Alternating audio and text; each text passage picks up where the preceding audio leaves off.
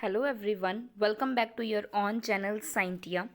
जैसे कि आप लोग जानते हैं, हम हमारे चैनल पे साइंस की प्रिपरेशन करते हैं कॉम्पिटिटिव एग्ज़ाम्स के रिगार्डिंग। वो पीटेट हो, सीटेट हो या फिर एनटीटी का एग्ज़ाम हो, इवन मास्टर कैडर के लिए। अगर आप हमारे चैनल पे न्यू हो तो चैनल को सब्सक्राइब कर लीजिए, बेल आइकन को प्रेस कर लीजिए सो दैट आपको डेली की अपडेट मिलती रहे। जैसे कि आपको पता ही है, हमने मास्टर कैडर की फ़िज़िकल केमिस्ट्री का सिलेबस क्या है स्टार्ट किया हुआ है।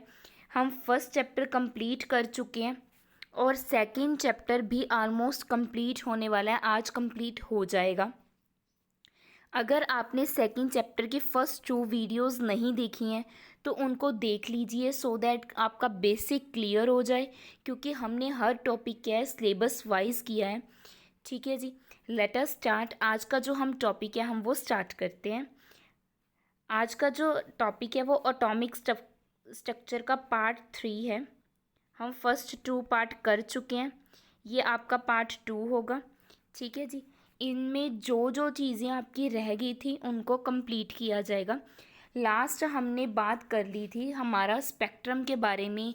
हमने क्या है स्टडी किया था कि एटॉमिक स्पेक्ट्रा कैसे होता है, ठीक है जी, कैसे फॉर्म होता है, कॉन्टिन्यूस स्पेक्ट्रम कैसे होता है, क्या क्या इनमें डिफरेंस होता है, ये हम क्या है लास्ट टॉपिक में कर चुके हैं।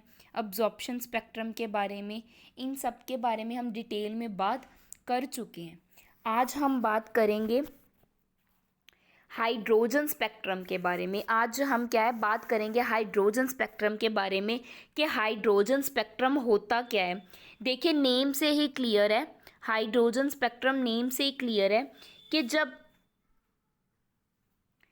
जब हाइड्रोजन गैस क्या है पास करवाई जाती है लो प्रेशर पे। ठीक है जी, लो प्रेशर पे जब हाइड्रोजन गैस पास करवाई जाती है, कहाँ से, डिस्चार्ज ट्यूब से, तो जो लाइट अमिट होती है और पास करती है इलेक्ट्रिक डिस्चार्ज से, वो क्या करती है, वो किसके द्वारा एग्जामाइन किया जाता है, किसके द्वारा देखा जाता है, स्पेक्ट्रोस्कोप के द्वारा। और जो स्पेक्ट्रम क्या है प्रोड्यूस किया जाता है उस स्पेक्ट्रम को क्या बोलते हैं, emission spectrum of hydrogen. Clear. अभी देखिए, मैंने डायग्राम शो की हुई है। सबसे पहले एक गैस डिस्चार्ज ट्यूब है जिसमें क्या प्रेजेंट है, हाइड्रोजन प्रेजेंट है। क्लियर। जैसे ही हाइड्रोजन ये यहाँ से डिस्चार्ज हो रही है और स्लिट में से पास कर रही है, स्लिट में से जब पास कर रही है, ठीक है जी, तो इलेक्ट्रॉन क्या होंगे, एक्साइट होंगे। इलेक्ट्रॉन एक्साइट होने के बाद कहाँ पे स्ट्राइक कर रहे हैं, प्रिज्म पे स्ट्राइक कर रहे हैं। प्रिज्म पे स्ट्राइक करने के बाद ये क्या है, आपकी फोटोग्राफिक प्लेट है या फिर स्क्रीन बोल सकते हो। ठीक है जी, फोटोग्राफिक स्क्रीन है जहाँ पे क्या है लाइन स्पेक्ट्रम क्या हो जाएगा, फॉर्म हो जाएगा। क्या फॉर्म हो जाएगा, लाइन स्पेक्ट्रम फॉर्म हो जाएगा, किसका, हाइड्रोजन गैस का। क्लियर। जैसे नीचे क्या है दिखाया ही गया है कि आपका हाइड्रोजन स्पेक्ट्रम होता कैसे है। ब्लैक के ऊपर कुछ कलर क्या है, स्ट्रिप्स होती हैं कुछ डिस्टेंस के ऊपर। क्लियर। आई होप आपको यहाँ तक समझ आ चुका है कि हाइड्रोजन स्पेक्ट्रम होता कैसे है। क्या है, देखिए, हाइड्रोजन गैस प्रेजेंट है गैस फॉर्म में। जब ये क्या है इलेक्ट्रिकली डिस्चार्ज हो जाती है, किस पे, लो प्रेशर पे। ये कंडीशंस बहुत ज़रूरी हो जाती हैं कि लो प्रेशर है। ठीक है जी, तो आपके पास क्या बन जाता है, एमिशन स्पेक्ट्रम बन जाता है, किसका, हाइड्रोजन का। 2 मॉलिक्यूल्स किसके प्रेजेंट है, हाइड्रोजन के। क्लियर। आई होप आपको हाइड्रोजन का स्पेक्ट्रम क्लियर हो चुका है। ये इंपॉर्टेंट है बच्चा, आई होप आपको समझ आ चुका है। क्लियर। नेक्स्ट बात करते हैं। देखिए यहाँ पे क्या दिखाया हुआ है, ये क्या है, हमारी ग्राउंड स्टेट है। जैसे कि आपको पता ही है कि जो हमारा ग्राउंड स्टेट पर क्या है प्रेजेंट है, इलेक्ट्रॉन प्रेजेंट है। जैसे ही इसको एनर्जी मिली, देखिए एनर्जी ले ली तो इलेक्ट्रॉन्स क्या हो जाते हैं, एक्साइट हो जाते हैं। कहाँ पर एक्साइट होते हैं, हाई एनर्जी लेवल पे। क्लियर। तो ये डिपेंड किस पे करता है, इलेक्ट्रॉन्स पे डिपेंड करता है, जो क्या ले रहे हैं, एनर्जी को क्या कर रहे हैं, गेन कर रहे हैं। देखिए, the electron of hydrogen atom excited to higher energy level. Higher energy जो ऑर्बिट होंगे टू विच इलेक्ट्रॉन्स क्या है माइग्रेट कर रहे हैं, वो डिपेंड किस पे कर रहे हैं, अमाउंट ऑफ एनर्जी कितनी इलेक्ट्रॉन्स ने अब्जॉर्ब की है। अगर मैं सिंपली बात करूँ, देखिए कैसे होता है, सेंटर में क्या है, न्यूक्लियस प्रेजेंट है और बाहर क्या प्रेजेंट होते हैं, इलेक्ट्रॉन्स। ये क्या बने हुए हैं, शेल बने हुए हैं, N2 है ये, और अंदर वाले को क्या बोलते हैं, 1। मान लीजिए आपके पास कोई भी इलेक्ट्रॉन, हाइड्रोजन का 1 यहाँ पे इलेक्ट्रॉन प्रेजेंट है। जैसे इस इलेक्ट्रॉन ने एनर्जी ली, ये इलेक्ट्रॉन क्या हो जाएगा, हायर लेवल पे क्या हो जाएगा, एक्साइट हो जाएगा। कहाँ चले जाएगा, सेकंड शेल में चला जाएगा एक्साइट होने के बाद। क्लियर। तो ये डिपेंड किस पे करता है, एनर्जी पे, कि कितनी एनर्जी क्या है इलेक्ट्रॉन ने अब्जॉर्ब की। जितनी इलेक्ट्रॉन ने एनर्जी अब्जॉर्ब की उतने ही शेल क्या है, जो इलेक्ट्रॉन क्या है, एक्साइट हो जाएगा हायर एनर्जी लेवल पे। क्लियर। ये आपने याद रखना है कि जो इलेक्ट्रॉन्स है, जितनी उनको एनर्जी मिलती है, वो उसको अब्जॉर्ब करने के बाद कहाँ पे चले जाते हैं, हायर एनर्जी लेवल पे एक्साइट हो जाते हैं। इलेक्ट्रॉन्स क्या हो जाते हैं, एक्साइटेड हो जाते हैं। क्लियर। आई होप आपको क्लियर हो चुका है। हमने क्या है, एक्सपेरिमेंट के थ्रू जैसे मींस प्रैक्टिकल वर्जन किया गया था वो भी हमने देख लिया, और होता कैसे है वो भी हमने क्या है देख लिया, कि इलेक्ट्रॉन एक्साइट कैसे होते हैं। क्लियर। नेक्स्ट बात करते हैं। देखिए ये कैसे फाइंड आउट किया गया था। जो नंबर ऑफ लाइंस क्या है फाइंड आउट की गई थी, वो क्या है, ग्रुप थी, मींस डिफरेंट डिफरेंट सीरीज बनी हुई थी उनकी। ठीक है जी। कैसी सीरीज थी, देखिए लाइमन, देखिए मैंने अभी बताया कि यहाँ पे न्यूक्लियस, इसके बाद क्या है, शेल्स बने होते हैं। अंदर वाले को क्या बोलते हो, N=1 या फिर K शेल, फिर N=2 L शेल, और लास्ट को M, ऐसी KLMN आगे चलते रहते हैं। अंदर वाले का N कितना है, 1, फिर N कितना है, 2, और देन N कितना है, 3। क्लियर। ऐसे होते हैं। तो इनको अब क्या है, ग्रुप में कर दिया गया था, अलग अलग सीरीज बना दी गई थी। उनके बारे में डिटेल में पढ़ते हैं। देखिए कैसे। सबसे पहले जब n क्या है आपका 1 है, n क्या है 1, तो उस सीरीज को क्या क्या क्या कहा गया, लाइमन सीरीज। क्या कहा गया, Lyman series. Clear.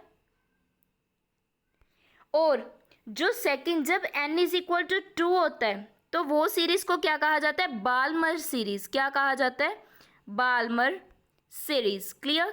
I hope आपको यहाँ तक क्लियर हो चुका है। थर्ड, जब n= क्या है आपका, n= क्या है आपका 3, तो उसको क्या कहा जाता है, पास्चन सीरीज।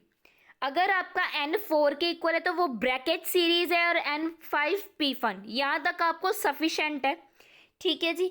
आगे इम्फेरी सीरीज आ जाती है अगर n 6 के इक्वल है, उतनी आपको ज़रूरत नहीं पड़ेगी। तो अभी हम बात करते हैं कि जब जब n क्या है आपका 1 है, n क्या है 1, यहाँ पे एक्सप्लेन करते हैं। n क्या है आपका 1, ठीक है जी, n1 लिख लीजिए। तो आपका n2 क्या होगा, जो आगे वाली होगी, means 2, 3, 4 up to so on, infinity तक। ठीक है जी। जब आपका n2 मीन्स बाल्मर सीरीज की बात कर रहे हैं, तो n1 कितना होता है आपका 2, और n2 कितना होता है 3, 4, 5 up to so on. Clear.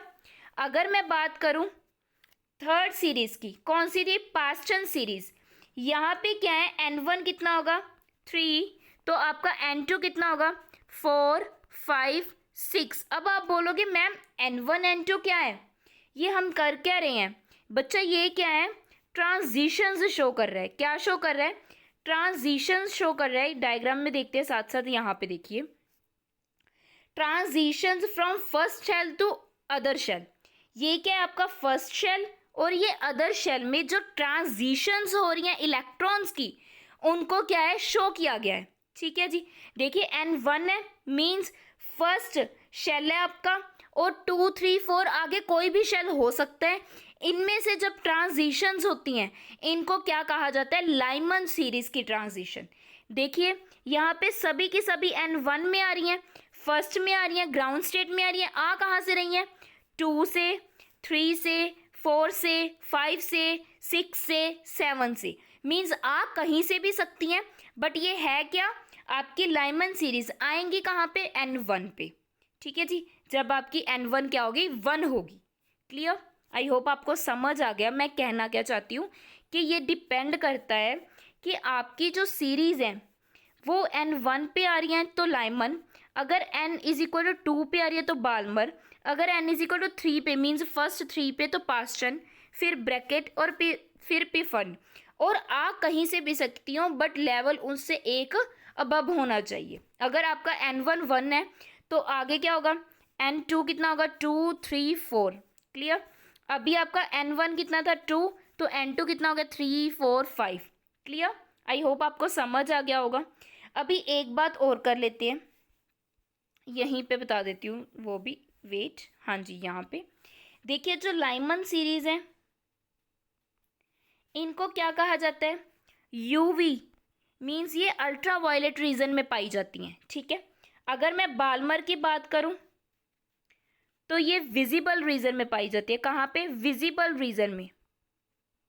Clear? यहां तक क्लियर हुआ? अगर मैं थर्ड की बात करूं, पास्टन की, या फिर मैं बात करूं ब्रैकेट की सीरीज की, ब्रैकेट सीरीज की, अगर मैं बात करूं पीफन सीरीज की, ये सभी की सभी कहाँ पे होते हैं, इंफ्रारेड रीजन में। सिर्फ फर्स्ट 2 याद रखनी है, बाकी तो इंफ्रारेड रीजन में है। कौन कौन सी याद रखनी है, जो लाइमन सीरीज है वो अल्ट्रा वायलेट रीजन में, और बाल्मर सीरीज है वो विजिबल रीजन में। ये 2 याद रखनी है आपने। जो बाकी हैं वो कहाँ पे हो जाती हैं, इंफ्रारेड रीजन में। क्लियर? आई होप आपको यहाँ तक क्या हो गया, कंसेप्ट क्लियर हो चुका है। हाइड्रोजन स्पेक्ट्रम का कंसेप्ट आपको अच्छे से क्लियर हो चुका है यहाँ तक। क्लियर? नेक्स्ट हम बात करते हैं, देखिए 1885 में बाल्मर में, अभी बताया था बाल्मर सीरीज किस चीज़ के लिए थी, विजिबल रीजन के लिए। क्लियर? उन्होंने क्या बताया, उन्होंने एक फॉर्मूला बनाया जो किससे कोरिलेट करता था कि स्पेक्ट्रल लाइंस कितनी हैं, कितनी स्पेक्ट्रल लाइंस एमिट हो रही हैं, एंड एनर्जी शेल। ठीक है जी, सॉरी, उन्होंने एक फॉर्मूला ड्राइव किया जिससे आपको क्या है, नंबर ऑफ स्पेक्ट्रल लाइंस कितनी एमिट हो रही हैं वहां से, एंड एनर्जी शेल के बारे में पता चलेगा। क्या था, देखिए nu bar is equal to, nu bar R Rydberg constant है, इसको रेडबर्ग फार्मूला भी कहा जाता है क्योंकि ये उन्होंने ही क्या किया था, डिस्कवर किया था, तो रेडबर्ग फार्मूला कहा जाता है। कब डिस्कवर किया था, 1890 में। ठीक है जी। बाल्मर ने क्या किया था, यहाँ पे अभी बताती हूँ, ये फॉर्मूला है जो nu bar is equal to 1/λ भी हो सकता है क्योंकि ये इन्वर्सली प्रोपोर्शनल है फ्रीक्वेंसी और लैम्डा, आर 1/n1 का स्क्वायर माइनस n2 का स्क्वायर, यहाँ पे 1 और 2 भी साथ में आएगा। क्लियर? आई होप आपको क्लियर हो चुका है। ये क्या था, रेडबर्ग फॉर्मूला था जो 1819 में डिस्कवर किया गया था। ठीक है जी।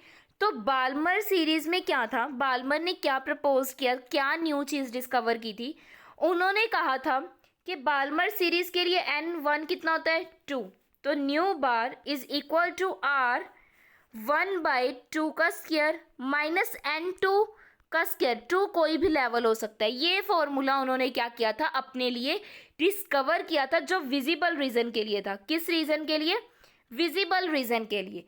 यहीं से हमने सिमिलरली बाकी सारे भी क्या कर लिए, ड्राइव कर लिए।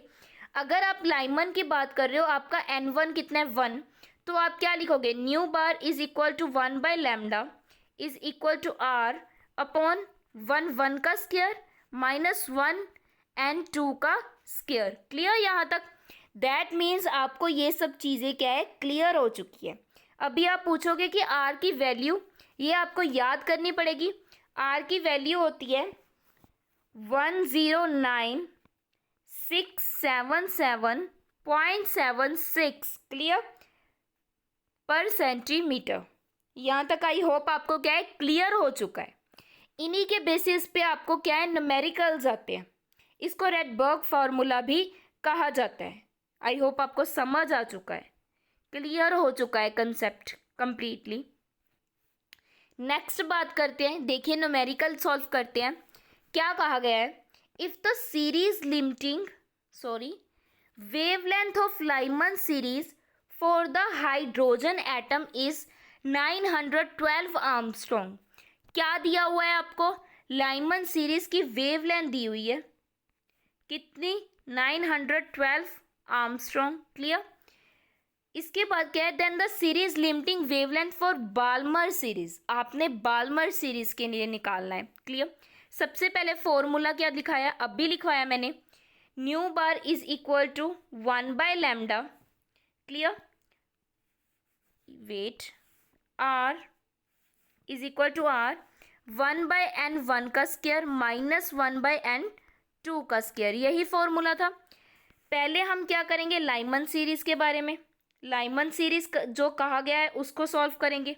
क्या है, 1/λ किसके इक्वल आ गया, आर, वेट, हाँ जी, 1/λ is equal to R, n1 कितना होगा, 1/1 का स्क्वायर, बट आपको तो n2 गिवन ही नहीं, तो आप n2 कितना है, अप टू इन्फिनिटी ले लो, तो 1/∞। सॉल्व कीजिए इसको, साथ साथ आप अपनी नोटबुक्स पे क्या कीजिए, सॉल्व कीजिए, सो दैट आप भी क्या है साथ साथ क्या है समझ पाए कंसेप्ट को।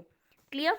तो 1/λ आ गया, आर, तो अभी 1/∞ कितना होता है, 0, तो आपका क्या रह गया, 1। इसको आप 1 इक्वेशन मार्क कर लीजिए। क्लियर। नेक्स्ट क्या है, आप लोग निकालोगे बाल्मर सीरीज के लिए, हम पेन चेंज कर लेते हैं, बाल्मर सीरीज के लिए अब आपका n1 कितना हो जाएगा, 2, और आपका n2 कितना हो जाएगा, इन्फिनिटी। क्लियर। वैल्यूज पुट कीजिए, 1/λ इज इक्वल टू आर 1/2 का square minus 1/∞। Clear.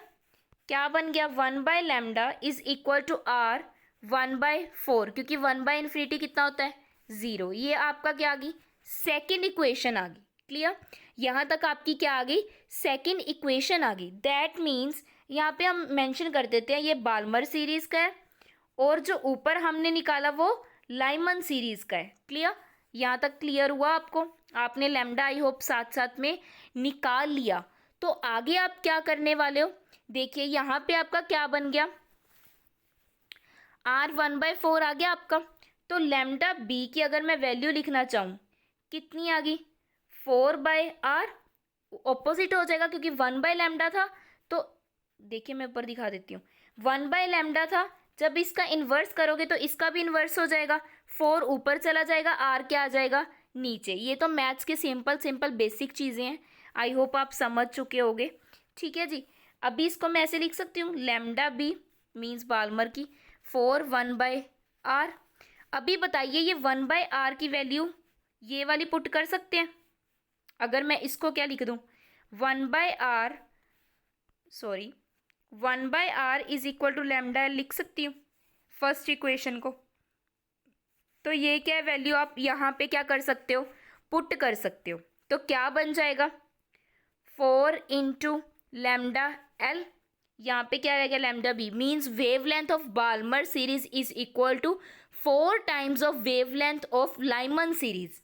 Value put कर लीजिए, आपको क्या है, लाइमन सीरीज की वेवलेंथ कितनी थी, 912 आर्मस्ट्रॉन्ग। सॉल्व कर लीजिए, कितना बन जाएगा आपका, 4 2 ज़ा 8, 4 1 ज़ा 4, 9 4 ज़ा 36 आर्मस्ट्रॉन्ग। ये आपका क्या आ गया, आंसर आ गया। क्लियर। ऐसे बेसिक एमसीक्यूज आपको ईजिली आएंगे। आई होप आपको समझ आ चुका है कि सॉल्व कैसे करना है।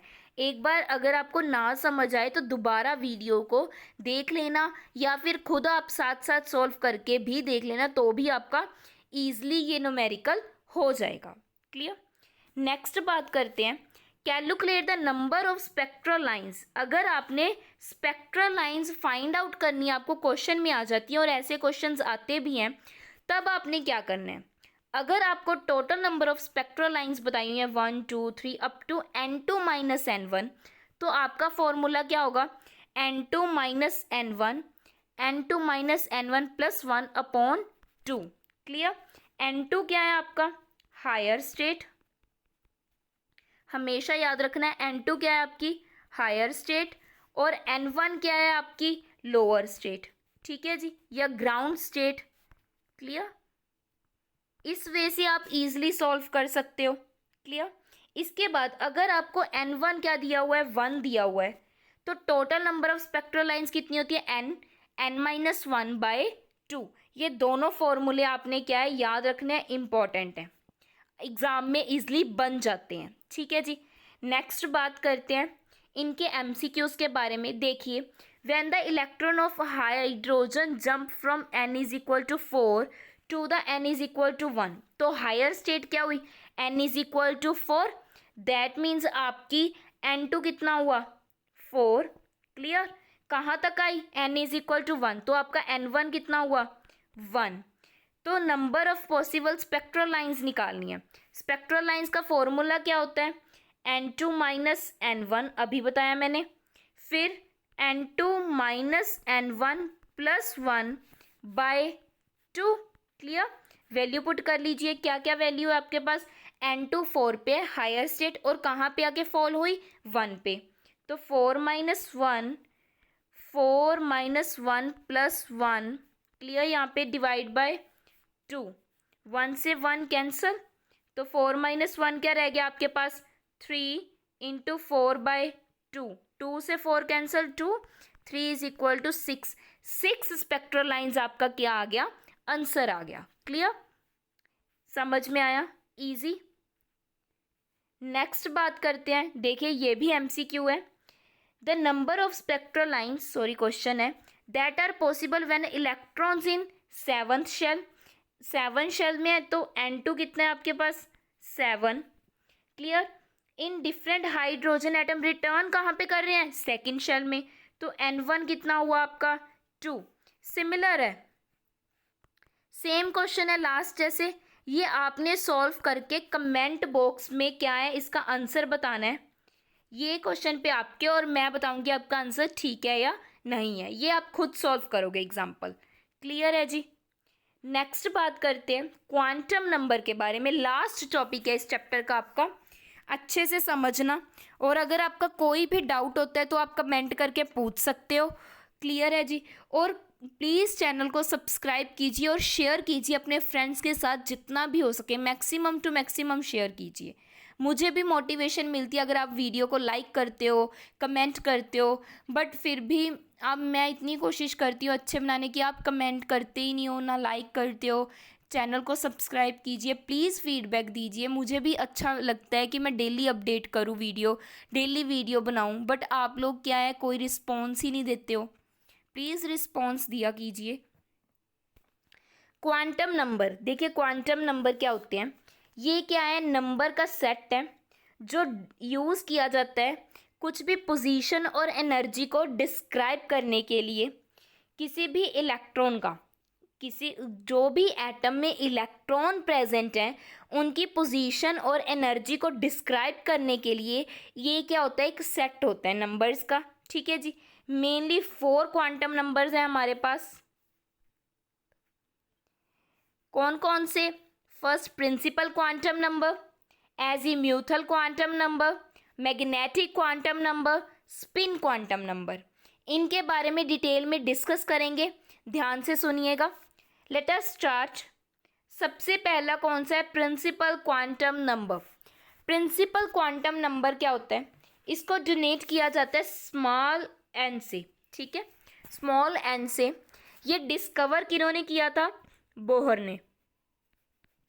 प्रिंसिपल क्वांटम नंबर को डिस्कवर किया गया था बोहर ने।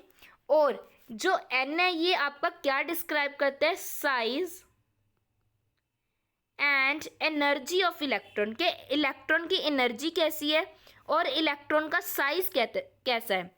Size and energy of electron ये किन्होंने डिस्कवर किया था, बोहर ने डिस्कवर किया था, ये आपने याद रखना है।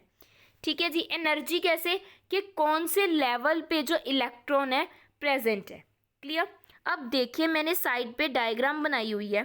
फर्स्ट शेल को क्या कहा जाता है, K shell. n is equal to 1 को क्या कहा जाता है, K shell. n is equal to 2 को क्या कहा जाता है, एल शेल। ठीक है? n इज इक्वल टू 3 को क्या कहा जाता है, m शेल, और n इज इक्वल टू 4 को क्या कहा जाता है, n shell, means last shell.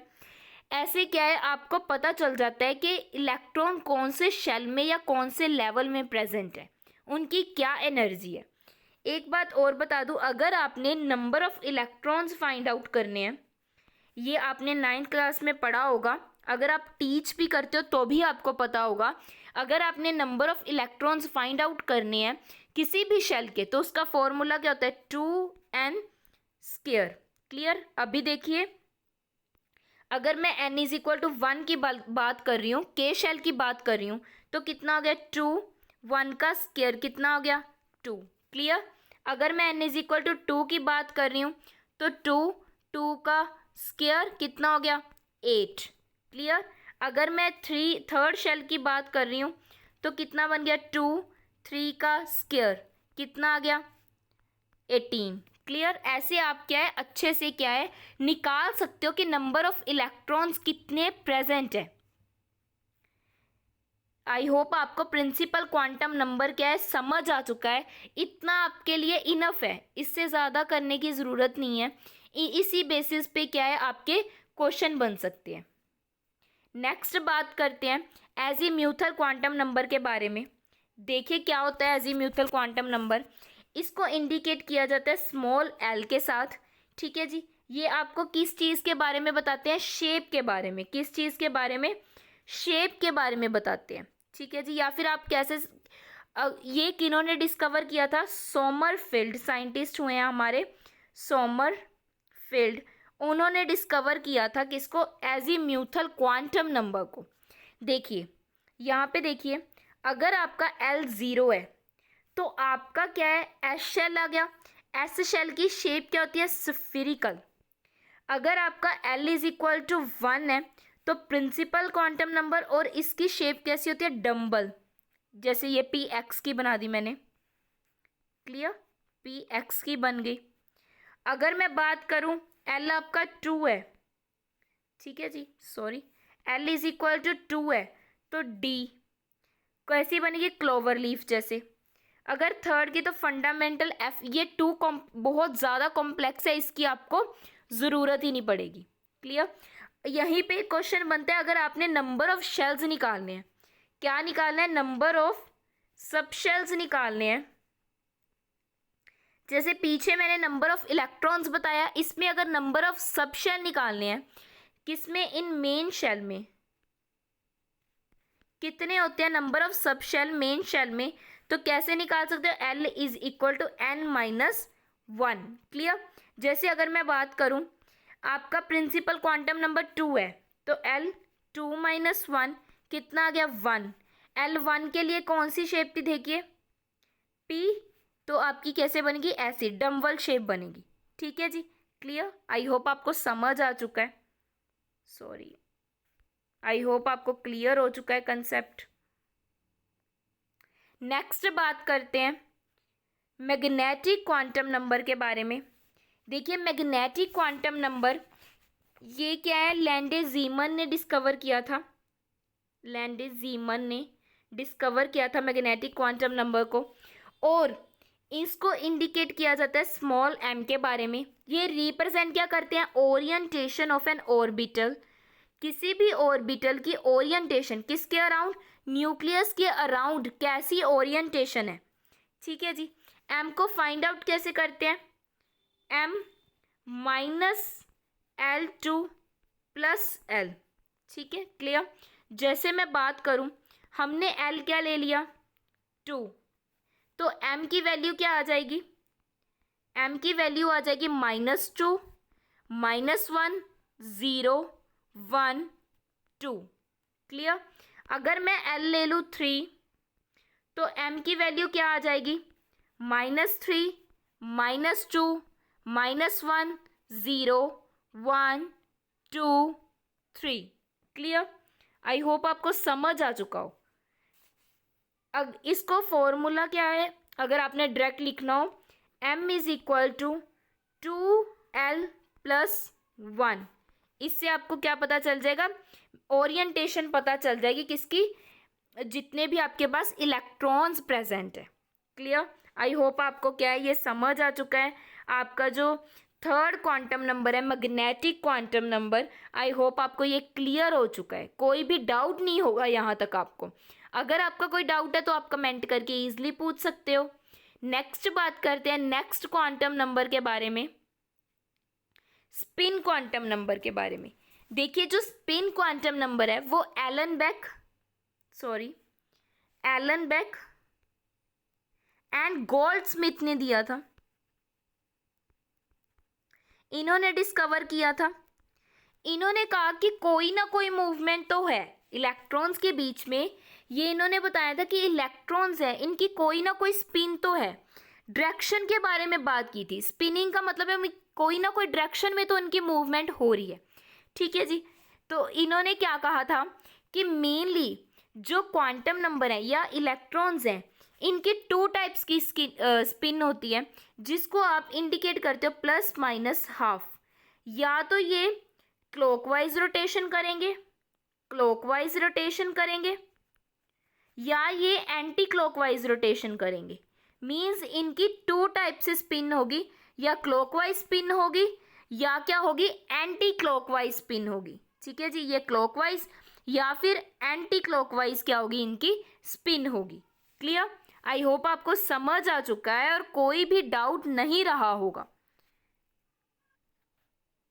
आई होप आपको यहाँ तक क्लियर हो चुका है कि 4 के 4 क्वांटम नंबर्स के बारे में समझ आ चुका है।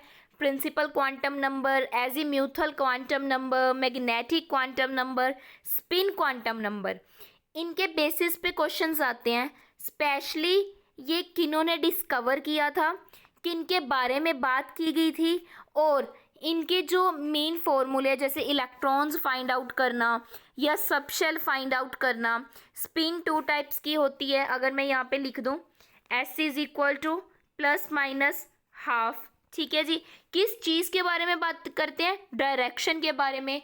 इसी के बेसिस पे क्या है, ये मेनली 4 क्वांटम नंबर्स आपके लिए दिए गए हैं, ठीक है जी, जिनके बेसिस पे क्वेश्चंस बनते हैं, तो ध्यान से कीजिएगा।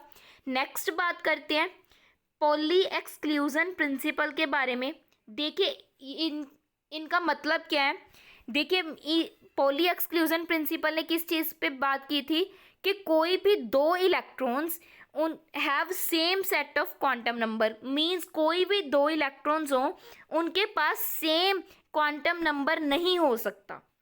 टू इलेक्ट्रॉन्स, मैं लिख देती हूँ, no two electron have same set of quantum number. Clear? किसी भी दो इलेक्ट्रॉन के पास सेम क्वांटम नंबर का सेट नहीं होगा, डिफरेंट होगा। देखिए हमेशा याद रखना है NLMS 4 के 4 क्वांटम नंबर में से कोई ना कोई चीज़ तो डिफरेंट होगी ही होगी। चारों के चारों कभी भी सेम नहीं होंगे किसी भी इलेक्ट्रॉन के लिए। एग्जाम्पल लेते हैं। फॉर एग्जाम्पल अगर मैं बात करूं, मान लीजिए n कितना है, 1 है, ठीक है। तो L कितना हो जाता है आपको पता ही है, कैसे निकालते हो, n-1 कितना हो गया, 0। अगर आपका L 0 है तो m कैसे फाइंड आउट करते हो, -L2 प्लस L, तो m भी कितना हो गया आपका 0। क्लियर? m भी कितना हो गया 0। अगर बट इसकी स्पिन क्या होगी, हाफ प्लस हाफ, क्योंकि एक वे में ही घूमेगा, या तो क्लॉकवाइज घूमेगा या एंटी क्लॉकवाइज। अब अगर लें n is equal to 1, L is equal to 0, m is equal to 0, तो दूसरे की स्पिन क्या होगी, माइनस हाफ। मीन्स अगर दो इलेक्ट्रॉन्स है आपके पास n1 वाले, तो उनमें किस चीज़ का फर्क आ गया, स्पिन का फर्क आ गया। किसी ना किसी चीज़ का तो फर्क आएगा ही आएगा। चारों के चारों क्वांटम नंबर्स कभी भी सेम नहीं होंगे। क्लियर? आई होप आपको समझ आ रही है बात की मैं कहना क्या चाहती हूँ। ज़रूरी नहीं है कि हर बार स्पिन हो, कई बार m भी हो सकती है अलग, मैग्नेटिक क्वांटम नंबर भी अलग हो सकता है, कई बार आपका एजीम्यूथल क्वांटम नंबर भी अलग हो सकता है। तो दैट मीन्स कोई ना कोई 4 क्वांटम नंबर में से चीज़ क्या होगी, डिफरेंट होगी। क्योंकि क्या कहते हैं पॉली एक्सक्लूजन प्रिंसिपल कि कोई भी इलेक्ट्रॉन के अगर मीन्स कोई भी आपके पास इलेक्ट्रॉन है उनका same set of quantum number नहीं हो सकता, अलग अलग क्वांटम नंबर हो सकता है। ठीक है जी, आई होप आपको पॉली एक्सक्लूजन प्रिंसिपल क्या है समझ आ चुका है और कोई भी डाउट नहीं बचा होगा पॉली एक्सक्लूजन प्रिंसिपल पर स्पेशली। नेक्स्ट बात करते हैं एफबर्ग प्रिंसिपल क्वांटम नंबर के बारे में। देखिए इन्होंने क्या कहा था, वेट, हाँ जी, इन्होंने बात की थी कि जो है इलेक्ट्रॉन एंटर करवाना है, इलेक्ट्रॉन किसी भी शेल में एंटर करवाना है तो सबसे के पहले क्या है, आप लोएस्ट एनर्जी वाले शेल में जाओगे, लोएस्ट एनर्जी वाले को पहले फिल करोगे, ठीक है जी, उस शेल में जाओगे and then higher energy shell में जाओगे। उसके बाद आप कहाँ पे जाओगे, हायर एनर्जी शेल में जाओगे। ठीक है, पहले आप किस में जाओगे, लो वाले में, फिर किस में जाओगे आप, हाई वाले में। अगर मैं रूल की बात करूं, जैसे अगर मैं आप इलेक्ट्रॉनिक कॉन्फ़िगरेशन लिखते हो, कैसे लिखते हो, 1s 2s फिर 2p आ जाता है, देन 3s फिर 3p, उसके बाद 4s फिर 3d, क्योंकि 3d की एनर्जी ज़्यादा है किससे, 4s से, तो पहले हमने क्या लिखा, 4s लिखा। यही क्या था एफबर्ग प्रिंसिपल कि इलेक्ट्रॉन पहले लोएस्ट एनर्जी में जाएगा उसके बाद हाई एनर्जी में जाएगा। तो पहले 4s में इलेक्ट्रॉन जाएगा as comparison to 3d। 3d की एनर्जी क्या होती है, ज़्यादा होती है, इसलिए 3d में नहीं जाएगा, पहले किस में जाएगा, 4s में जाएगा। क्लियर, आई होप आपको क्या है समझ आ चुका है, क्लियर हो चुका है कि पहले क्या है लोएस्ट एनर्जी में इलेक्ट्रॉन एंटर होंगे देन हायर में। क्लियर, आई होप आपको एफबर्ग प्रिंसिपल भी क्लियर हो चुका है। इसी के साथ हम बात करते हैं हंड्स, एक ऑर्बिटल, हंड ने भी क्या एक रूल बताया था, यहीं पे लिख देती हूँ, हंड्स ऑर्बिटल रूल या हंड्स रूल। इन्होंने क्या बात की थी कि पहले आप क्या है सिंगल इलेक्ट्रॉन फिल करोगे, सिंगल सिंगल इलेक्ट्रॉन क्या है फिल करने हैं, उसके बाद आप क्या कर सकते हो, डबल, पहले सिंगल करना है फिर आप डबल या फिर पेयरिंग कर सकते हो। पहले आप सिंगल फिलिंग करोगे इलेक्ट्रॉन्स की। अगर मैं एग्जाम्पल की बात करूं, फॉर एग्जाम्पल